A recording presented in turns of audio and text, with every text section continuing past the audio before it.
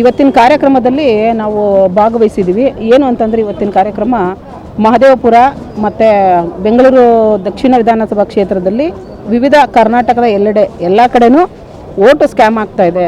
ಓಟುನ BJPಯವರು scam ಮಾಡಿ ಅವರನ್ನು ಗೆಲ್ಲಿಸೋದ್ರ ಬಗ್ಗೆ ಮಾಡಿದ್ದಾರೆ ಅಂತ ಹೇಳ್ಬಿಟ್ಟು ಈ ಒಂದು ರಾಹುಲ್ ಗಾಂಧಿಯವರು, ನಮ್ಮ ಹೆಮ್ಮೆಯ ನಾಯಕ ರಾಹುಲ್ ಗಾಂಧಿಯವರು ಮತ್ತು ಸಿದ್ದರಾಮಯ್ಯನವರು ಮತ್ತು ಮಲ್ಲಿಕಾರ್ಜುನ ಖರ್ಗೆಯವರು ಮತ್ತು ಕಾಂಗ್ರೆಸ್ KPCC ಅಧ್ಯಕ್ಷರಾದಂಥ ಶ್ರೀ DK ಶಿವಕುಮಾರ್ ನೇತೃತ್ವದಲ್ಲಿ ಇವತ್ತು ಪ್ರತಿಭಟನೆ ಕಾರ್ಯಕ್ರಮ ನಡೆಯಿತು. ಈ ಕಾರ್ಯಕ್ರಮದಲ್ಲಿ ರಾಹುಲ್ ಗಾಂಧಿಯವರು ಒಂದು ಕೂಗನ್ನು, ಎಚ್ಚರಿಕೆಯನ್ನು ಕೊಟ್ಟಿದ್ದಾರೆ BJPಯವರಿಗೆ. ಈ ರೀತಿ ಓಟನ್ನು ಸ್ಕ್ಯಾಮ್ ಮಾಡಿ ತಮ್ಮ ಸರ್ಕಾರವನ್ನು ಸ್ಥಾಪಿಸೋಕ್ಕೆ ನೀವು ಯಾವತ್ತೂ ಮುಂದೆ ಬರಬಾರ್ದು ಅಂತೇಳಿ ನಮ್ಮ ಕಾಂಗ್ರೆಸ್ ಕಾರ್ಯಕರ್ತರಿಗೆ ಮನವಿ ಮಾಡಿ ಅದನ್ನು ಸರಿಯಾಗಿ ಎಲ್ಲ ಕಾರ್ಯಕರ್ತರು ಬೂತ್ ವೈಸಿಂದ ಹಿಡಿದು ಎಲ್ಲರೂ ಅದನ್ನು ಕ್ರಮವಹಿಸಿ ಕರೆಕ್ಟಾಗಿ ನೋಡ್ಕೋಬೇಕು, ಇದನ್ನು ಈ ರೀತಿ ಆಗದಿರೋ ಥರ ಮಾಡಬೇಕು ಅಂಥೇಳಿ ಎಲೆಕ್ಷನ್ ಕಮಿಷನ್ ಕೂಡ ಇದರಲ್ಲಿ ಭಾಗಿಯಾಗಿದೆ ಅನ್ನೋ ಒಂದು ಉದ್ದೇಶದಿಂದನೇ ಇವತ್ತು ಬೃಹತ್ ಪ್ರತಿಭಟನೆ ಮಾಡಿದರು. ಕರ್ನಾಟಕದ ವಿವಿಧೆಡೆ ಎಲ್ಲ ಕಡೆಯಿಂದನೂ ಬಂದು ಇವತ್ತು ಕಾರ್ಯಕ್ರಮನ ಯಶಸ್ವಿಗೊಳಿಸಿದ್ದಾರೆ. ಇವತ್ತು ಅವರೆಲ್ಲರೂ ದೊಡ್ಡವರೆಲ್ಲರೂ ಹೋಗಿ ಎಲೆಕ್ಷನ್ ಕಮಿಷನ್ಗೆ ಇವತ್ತು ಕಂಪ್ಲೇಂಟನ್ನು ಮಾಡಿದ್ದಾರೆ. ಈ ರೀತಿ ಮುಂದೆ ಆಗಬಾರ್ದು ಅಂತೇಳಿ. ಯಾಕೆಂತಂದರೆ ಎಲ್ಲರೂ ಕ್ಷೇತ್ರದಲ್ಲಿ ವಂಚಿತರಾಗಿದ್ದಾರೆ. MP ಆಗಲಿ MLAಗಳಾಗಲಿ ಇದನ್ನು ಸೋತು ಏಕೈಕ MP ನಮ್ಮ DK ಸುರೇಶ್ರವರು, ನಮ್ಮ ಕರ್ನಾಟಕದ ಏಕೈಕ MP ಅವರು ಇವತ್ತು ಸೋತಿರೋದಕ್ಕೆ ಅವರು ಎಲ್ಲಿ ಓಡಾಡ್ಕೊಂಡು ಒಂದು ಹಳ್ಳಿಗೂ ಸುತ್ತಿ ಕಾಲ್ನಡಿಗೆಯಿಂದ ಓಡಾಡಿ ಅವರು ಮನೆಗೂ ಸುತ್ತಿ ಅವರು ತುಂಬ ಕಷ್ಟಪಟ್ಟು ಕೆಲಸವನ್ನು ಮಾಡಿದ್ದಾರೆ. ಅದನ್ನು ಅವರ ಹಕ್ಕು ಅವ್ರದ್ದು ಇದು ಅಂತ ಹೇಳಲಿಕ್ಕಾಗೋದಿಲ್ಲ. ಎಲ್ಲರೂ ಅದೇ ರೀತಿ ಮಾಡೋಕ್ಕೆ ಸಾಧ್ಯ ಇಲ್ಲ. ಅವರು ಕೂಡ ಏಕೈಕ MP ಆಗಿ ಅವರು ಎಲ್ಲ ತಮಗೆ ಬರುವಂಥ ಕಾನ್ಸ್ಟಿಟ್ಯುನ್ಸಿಗಳಲ್ಲಿ ನಿಗಾವಹಿಸಿ ಕೆಲಸನ ಮಾಡಿಕೊಟ್ಟಿದ್ದಾರೆ, ಜನರಿಗೆ ಅನುಕೂಲಗಳನ್ನು ಮಾಡಿಕೊಟ್ಟಿದ್ದಾರೆ. ಈ ರೀತಿ ಅಂಥ MP-ನ ಸೋಲಿಸಿದ್ದು ತುಂಬ ಇದು BJP ಸ್ಕ್ಯಾಮಿಂದನೇ ಅವರು ಸೋತಿರೋದು ಅಂತೇಳಿ ನಾವು ಇದ್ರ ಬಗ್ಗೆ ಹೇಳ್ತೀವಿ. ಹೌದು, ಇವಾಗ ಎಲೆಕ್ಷನ್ ಕಮಿಷನ್ BJP ಕಮಿಷನ್ ಅಂದ್ರೆ ಎಷ್ಟು ಸತ್ಯ ಅನ್ನೋದು ಇವತ್ತಿಂದು. ಯಾಕೆ ಅಂತಂದರೆ ಇವತ್ತಿನ ನಮ್ಮ MP ಅವರು ಕರ್ನಾಟಕದ ಎಲ್ಲ ಕಡೆ ಸೋತಿರೋದೇ ಇವತ್ತಿನ ಸಾಕ್ಷಿಯಾಗಿದೆ. ಅದಕ್ಕೆ ಅಂದರೆ ಎಲೆಕ್ಷನ್ ಕಮಿಷನ್ BJP ಕೈಗೊಂಬೆ ಆಗಿದೆ ಅಂತ ಹೇಳ್ತೀವಿ. ಖಂಡಿತವಾಗ್ಲೂ ಅದು BJP ಕೈಗೊಂಬೆ ಆಗಿರೋದಂತೂ ನಿಜಾನೇ. ಅದರಿಂದ ಈಗ ಕರ್ನಾಟಕದಲ್ಲೆಲ್ಲ ಸೋತಿದ್ದಾರೆ, ಒಳ್ಳೊಳ್ಳೆಯವರೆಲ್ಲ ಸೋತಿದ್ದಾರಲ್ವಾ. ಈಗ ಏನು ಲಾಸ್ಟು ಸರ್ಕಾರ ಏನು ಕೊಟ್ಟಿದ್ದಾರೆ ಅವರು? 10 ವರ್ಷದಿಂದ ಇತ್ತು ಅವ್ರ ಸರ್ಕಾರ. ಈಗ ಏನು ಕೊಟ್ಟಿದ್ದಾರೆ? ಈಗ ನಾವು ಗ್ಯಾರಂಟಿ ಯೋಜನೆಗಳಲ್ಲಿ ಎಷ್ಟೆಲ್ಲ ಅಭಿವೃದ್ಧಿಯನ್ನು ಮಾಡಿದ್ದೀವಲ್ವ ನಾವು. ಹೆಣ್ಮಕ್ಳಿಗೆ ಸಹಕಾರ ಆಗಿದೆ, ಮತ್ತು ಬಸ್ಸು ಎಲ್ಲ ಕೊಟ್ಟಿದ್ದಾರೆ, ಎಲ್ಲನೂ ಅವ್ರಿಗೆ ಅನುಕೂಲ ಮಾಡಿಕೊಟ್ಟಿದ್ದಾರೆ. ಇವರು ಲಾಸ್ಟ್ ಟೈಮ್ 40% ಮಾಡ್ಕೊಂಡ್ರು ಅವರು. ಈ ಥರಲ್ಲಿ ನಾವು ಯಾವುದೇ ಅದೇ ರೀತಿಯನ್ನು ಮಾಡ್ದಿರೋ ಸರ್ಕಾರನ ಒಳ್ಳೆ ರೀತಿಯಿಂದ ನಡ್ಸ್ಕೊಂಡು ಹೋಗ್ತಾ ಇದ್ದೀವಿ. ಇವಾಗ ಅದರಲ್ಲೂ ಇವರು ಸರ್ಕಾರನ ಉಳಿಸ್ಬೇಕು, ಏನಾದರೂ ಮಾಡಬೇಕು ಅಂತೇಳಿ ಮಾಡಿದ್ರು.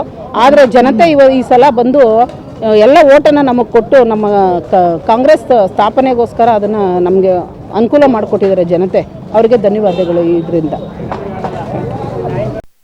ಅಖಿಲ್ ಪಂಚಾಯತ್ ಅಧ್ಯಕ್ಷರು ಸಾತ್ನೂರು, ಕನಕಪುರ ತಾಲೂಕು, ಸಾತ್ನೂರು ಹೋಬಳಿ. ನಮ್ಮ ದೊಡ್ಡವರು ಚೀಫ್ ಮಿನಿಸ್ಟರ್ ಆಗೇ ಬೇಕು. DK ಶಿವಕುಮಾರ್ ಅಣ್ಣ, ನಮ್ಮ ಸುರೇಶ್ ಅಣ್ಣ ಬಂಡನೆ ಅದಂತೂ ಸತ್ಯ. ಕನಕಪುರ ಬಂಡನೆ ಅದಂತೂ ಸತ್ಯ. ನಾನು ಹೇಳ್ತಾ ಇದ್ದೀನಿ, ಅದು ಕರಗಲ್ಲ, ಕರಗಿಸಕ್ಕೂ ಹೋಗೋದಿಲ್ಲ. ಬಂಡೆ ಮುಖ್ಯಮಂತ್ರಿ ಆಗೇ ಬೇಕು ಸರ್. ಅದಕ್ಕೆ ನಾನು ಕೇಳ್ತಾ ಇದ್ದೀನಿ, ಅದಕ್ಕೋಸ್ಕರ ಬಂದಿದ್ದೀವಿ, ಅದಕ್ಕೋಸ್ಕರ ಹೋರಾಟಕ್ಕೆ ಬಂದಿದ್ದೀವಿ. ಹೌದು ಸರ್, ನಮ್ಮ ಜಿಲ್ಲೆಗೆ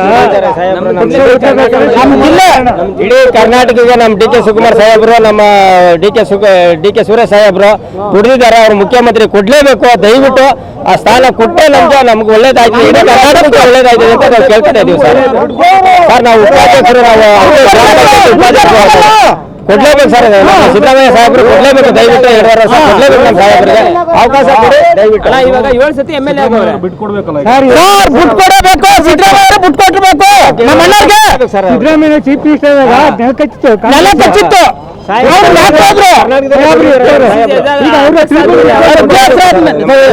ಅಭ್ಯಾಸರಾದ್ಮೇಲೆ ನಮ್ಮ ಅಣ್ಣಂಗೆ ಬಿಟ್ಕೊಡ್ಬೇಕು ಸಿದ್ದರಾಮಯ್ಯ ಅವರು.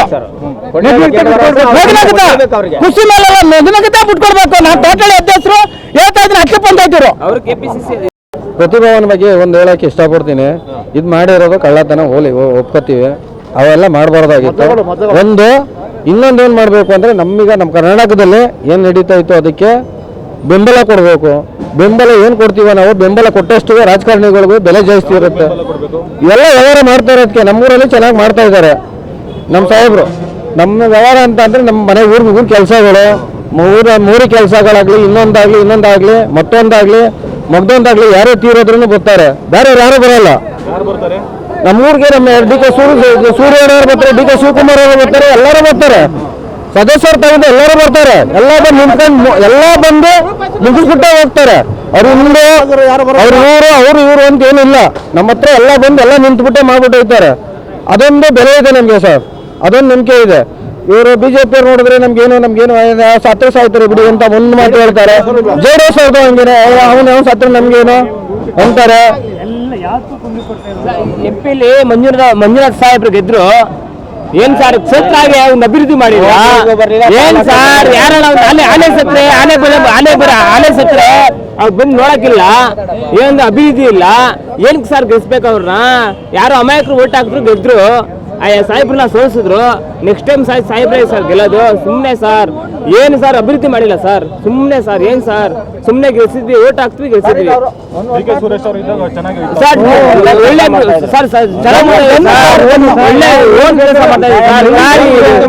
ಮಂಜುನಾಥ್ ಬಂದ್ರು ಎಲ್ಲಾರ ಮನೆ ಹಾಳಾಗ್ ಹೋಗೈತೆ ಸರ್. ಸುಮಾರು ಜನ ಬರ್ತಾರೆ, ಏನ್ ಮಾಹಿತಿ ಕೊಡಲ್ಲ. ಒಂದು ಏನಾಗೈತೆ ಸಮಸ್ಯೆ ಬಗೆಹರಿಯಲ್ಲ. ಏನಿಲ್ಲ ಸರ್, ಏನಂದ್ರೆ ಏನಿಲ್ಲ ಸರ್. ದಯವಿಟ್ಟು ಹೇಳ್ತೀನಿ, ಏನು ಕೇಳ್ತೀನಿ, ಅವ್ರು ಸಮಯ ಕೇಳ್ತೀನಿ. ಏನಂದ್ರೆ ಏನು ಮಾಡಲ್ಲ ಸರ್. ಬಂದು ಕ್ಷೇತ್ರ ಕಡೆ ಬಂದು ನೋಡಿ ಸರ್ ಅಂತ ಕೇಳ್ಕೊಂತೀನಿ ಸರ್ ಅವ್ರನ್ನ.